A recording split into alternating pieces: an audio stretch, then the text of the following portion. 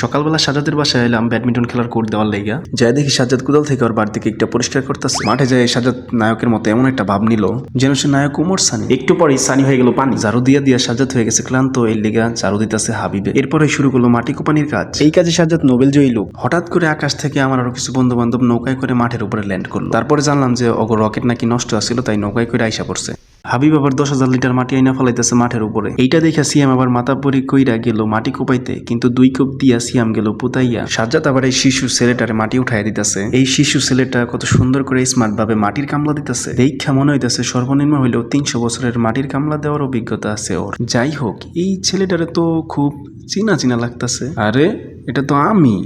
তারপর মাটিগুলা গাছের মাথায় দিলাম যাতে মাঠটা সমান হয়। সিয়াম আবার বাঁশ দিয়া মাটি পিটাইতেছে। কাজ দেখে মনে হইতেছে যে গত 1 বছর যাবত সিয়ামে খাওয়া দাওয়া করে। যাই হোক, বাঁশ কাইরা নিয়ে আমি কতক্ষণ মাটি পিটাইলাম। এরপরই শুরু হইলো বাঁশ দেওয়ার কাজ, বাঁশ কাটার কাজ।